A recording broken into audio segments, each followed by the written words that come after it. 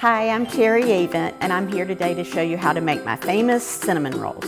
So this is a cinnamon roll recipe I've been making for about 30 years now. Right now I'm going to show you how to make the filling for the cinnamon rolls. I've already made the dough earlier. I started that last night, and so right now we're just going to start with the filling.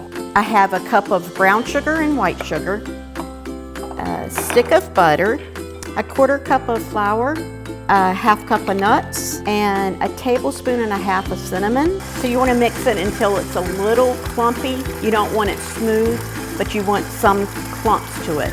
For the next step, I'm going to punch the dough down. It rose for about an hour. So I'm going to roll it out to 30 inches by 10 inches.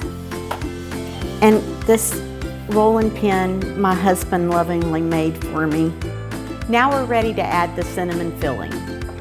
So we're just going to spread the cinnamon sugar mixture, and you try to get it as close to the edge as you can.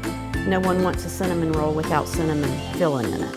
You want to roll this kind of tight so the cinnamon doesn't fall out. Now here's the trick. I use dental floss to cut the rolls.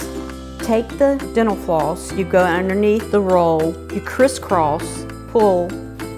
You have a nice little roll here. Now that we've cut the cinnamon rolls, we're going to let these rise for another hour. I preheated the oven at 350, and they're going to cook for about 20 minutes.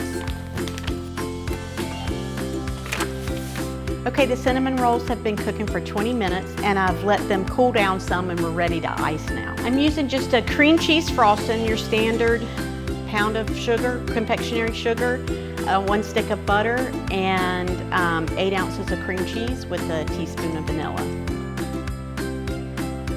I hope you enjoy the cinnamon roll recipe. It's one of our family's favorite. I hope you have a very happy holiday.